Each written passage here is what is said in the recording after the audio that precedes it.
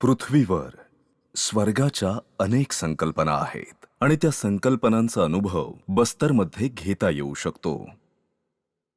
बस्तर संभा छत्तीसगड राज्याच्या दक्षिणेकडील किनाऱ्यावर वसलेले आहे.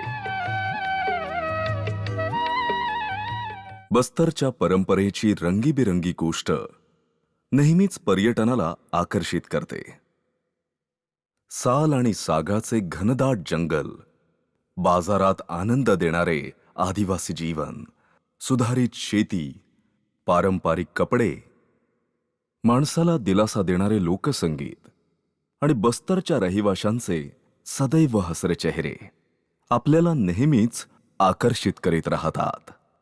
इथल्या जीवनात परंपरेचा अभिमानही आहे आणि मातीचा सुगंधही आहे. बस्तरचे नाव ऐकताच लोकांचे मन आनंदाने भरून येते. चित्रकोट, तीरथगड आणि अनेक धबधबे आकर्षणाचे केंद्र आहेत. बारसूर आणि ढोलकार येथे असलेली गणेश मूर्ती जगप्रसिद्ध आहे. देवी दंतेश्वरीच्या आशीर्वादाशिवाय येथील भेट अपूर्ण आहे.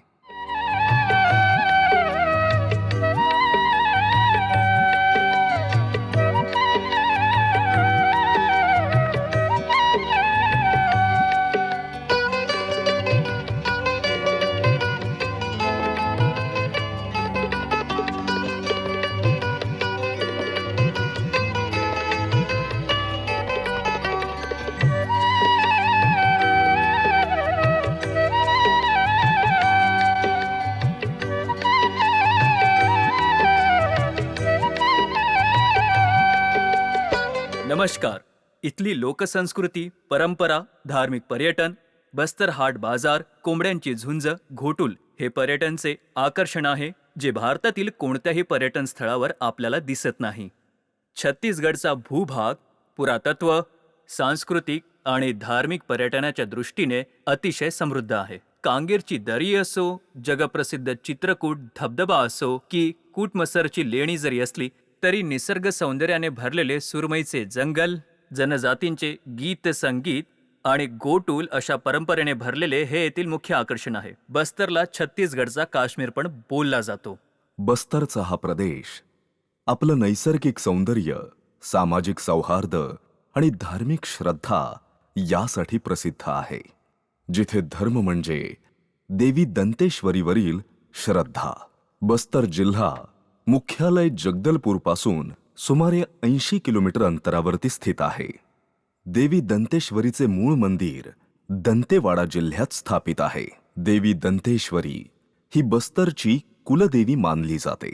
दंतेवाडा येथे स्थित देवी दंतेश्वरीचे हे मंदिर देवीच्या 52 शक्तिपीठांपैकी एक मानले जाते. दंतेवाड्यातील हे मंदिर शंकिनी आणि डंकिनी नद्यांच्या संगमावर वसलेले आहे. बस्तरचे लोक त्यांच्या जीवनातील प्रत्येक कार्यापूर्वी देवी दंतेश्वरीचा आशीर्वाद घेतात. यहाँ जब दक्ष प्रजापति के यहाँ देवी जी जब वहाँ जाके अपने शरीर को अग्निकुंड में जो है, हवन कुंड में जो है अपने आप को वहाँ समर्पित कर दिया, तब शिवजी को ये बात बलभद्र जी ने जाके शिवजी को बताया है कि ऐसी ऐसी यानी स्थितियाँ जो वहाँ प्रकट हो गई है. तब शिवजी बड़ा दुखित होकर वहाँ पहुँचे. फिर वीरभद्र है, इस सभी को फिर आदेश दिए जो भी यहाँ हवन में सम्मिलित हैं वही हवन को विध्वंस कर दो और जो जो भी सम्मिलित हैं उनको भी यहाँ से बाहर कर दो. तब दुखित होकर शिवजी ने अपने कंधे पे सती का शरीर लेके पृथ्वी का परिक्रमा किया है. जहाँ भगवती का जो खंड गिरा है, अंग जो गिरा है, तो उस नाम से शक्तिपीठें हुई। यहाँ डाढ़ गिरा था, इसलिए इस देवी का नाम दंतेश्वरी पड़ा। हे मंदिर एक पवित्र तीर्थक्षेत्र आहे, त्यामुळे बस्तर व्यतिरिक्तही देशभरातून भाविक देवी दंतेश्वरीच्या दर्शनासाठी या ठिकाणी येतात. देवी दंतेश्वरीचे अजून एक मंदिर जगदलपूर या ठिकाणी आहे.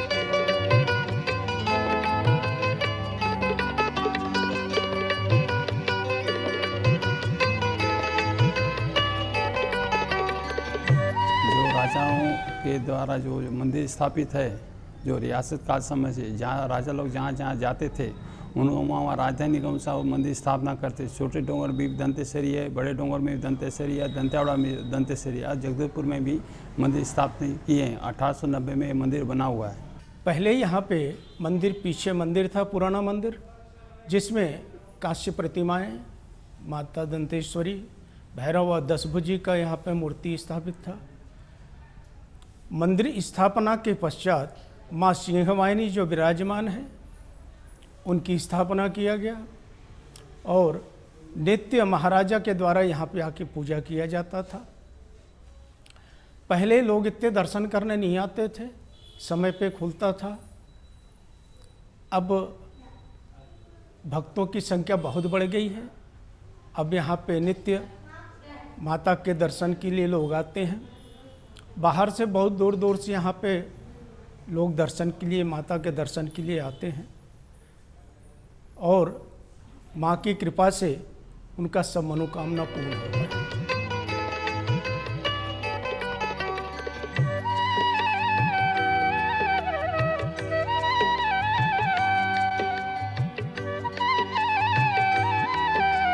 जर तुम्ही छत्तीसगडमध्ये असे ठिकाण शोधत असाल जिथे तुम्ही तुमच्या कुटुंब आणि मित्रांसोबत येऊन आराम करू शकता, तर तुम्ही या धबधब्याची फेरफटका मारू शकता. चला तर मग जाणून घेऊया तीरथगडाबद्दल आणि इथे कसे पोहोचायचे. तुम्ही वायुमार्गाने रायपूरला उडान करू शकता. तुम्ही रायपूरवरून जगदलपूरलाही फ्लाईटने येऊ शकता. जगदलपूर ते तीरथगड हे अंतर फक्त 30 किलोमीटर आहे. बघितले तर तीरथगडमध्ये ट्रेन फॅसिलिटी अवेलेबल नाही आहे, तरीही तुम्ही जगदलपूर पर्यंत ट्रेन पकडू शकता. जगदलपूर ते तीरथगड अंतर 30 किलोमीटर आहे. बघायला गेले तर तीरथगडला रस्त्यानेही सहज जाता येते. तीरथगडला पोहोचल्यानंतर तुम्ही इथल्या जंगलात ट्रेक करू शकता आणि ट्रेकिंग करत असताना तुम्ही टेकड्यांवरून तीरथगड धबधब्यांपर्यंत पोहोचू शकता.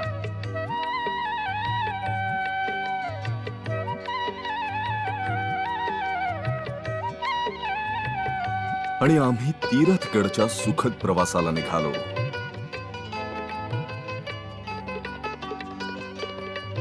जगदलपूर शहरापासून 35 किलोमीटरचे अंतर कापल्यानंतर आपण आपल्या इच्छित स्थळी तीरथगडला पोहोचू.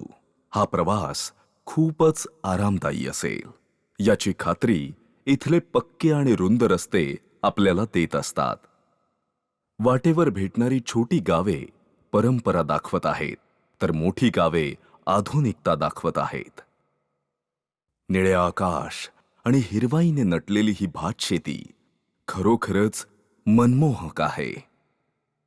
तीरथगड रोडवर डिमरापालमध्ये बांधलेले मेडिकल कॉलेज बस्तरच्या विकासाची कहाणी सांगत आहे आणि आधुनिक आरोग्य सुविधांपासून येथील लोक दूर नाहीत असा विश्वासही ही वास्तू मनात रुजवते. हे केशलूर आहे. इथून आपल्याला डावीकडे वळावे लागेल. काही काळ मैदानी प्रदेश पार केल्यानंतर आपल्याला दऱ्या दिसू लागतात. जंगल घनदाट आहे आणि रस्ते वळणावळणाचे आहेत. दर्भाची दरी जितकी सुंदर आहे तितकीच ॲडव्हेंचरस आहे.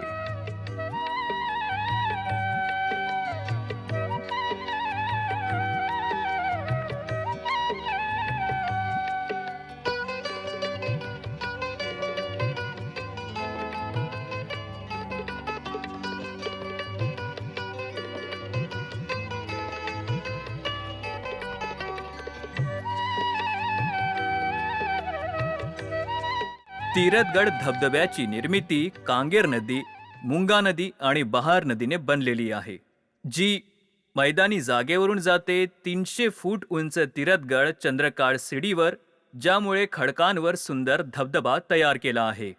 निसर्गप्रेमींसाठी येथे अनेक गोष्टी उपलब्ध आहेत. मनोरम दृश्याने तुम्हाला खिळवून ठेवणारी ही दरी पर्यटनासाठी अगदी योग्य आहे.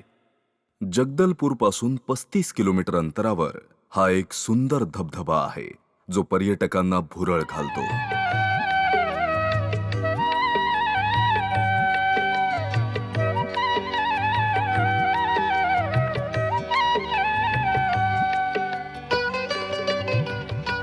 पाण्याचा प्रचंड साठा असल्याने एवढ्या उंचीवरून गडगडणाऱ्या गर्जनेसह कोसळणारा पांढऱ्या रंगाचा प्रवाह येथे येणाऱ्या पर्यटकांना एक अनोखा अनुभव देतो. पर्यटक या धबधब्याच्या आनंदात इतका हरवून जातो की इथून त्याला परत जावंसं वाटत नाही.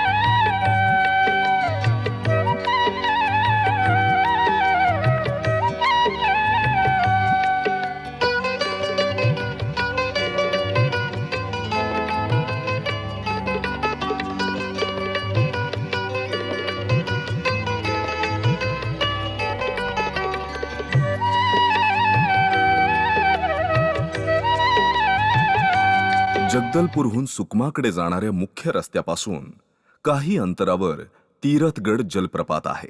आपण तीरथगड जलप्रपातला कांगेर नॅशनल पार्कचा भागही म्हणू शकतो. आणि पायऱ्यांच्या रूपात नैसर्गिक रचनेवर चंद्रकाराच्या रूपाने तयार केलेल्या टेकडीच्या खाली 300 फूट खाली एक छोटा धबधबा आहे. पाणी पडल्याने निर्माण होणारे दुधाळ पाणी आणि पाण्याच्या थेंबांचा नैसर्गिक झरा पर्यटकांना आनंदाने ओलाचिंब करतो.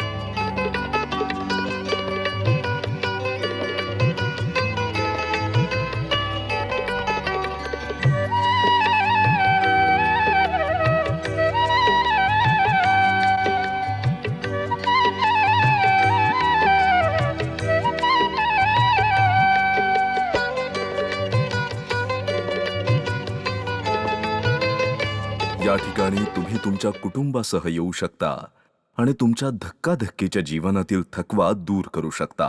इथलं मनमोहक वातावरण एक वेगळाच उत्साह आपल्यात निर्माण करतो. तुम्ही नदीच्या माथ्यावरून कोसळणाऱ्या धबधब्यात अंघोळीचा आनंद लुटू शकता. हा एक प्रचंड विस्मयकारी आणि साहसी अनुभव असेल. इथलं हिरवगार वातावरण तुमच्या आत्म्याला ताजतवानं करेल.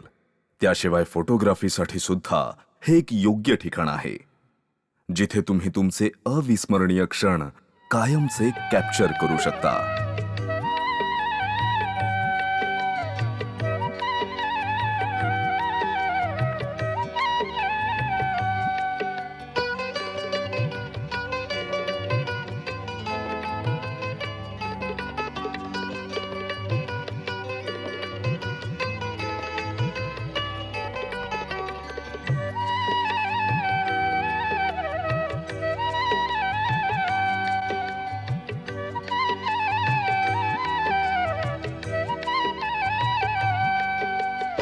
तीरथगड जलप्रपातावरून पर्यटकांना खाली उतरता यावे यासाठी कॉन्क्रीटच्या पायऱ्याही बांधण्यात आल्या आहेत.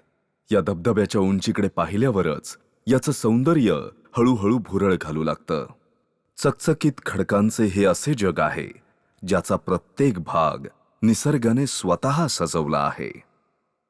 करोडो वर्षांपूर्वी आलेल्या भूकंपामुळे नदीच्या काठावरील खडक नष्ट झाले आणि त्यातून निर्माण झालेल्या पायऱ्यांच्या आकारातील दरीतून हा सुंदर धबधबा निर्माण झाला असावा असे मानले जाते.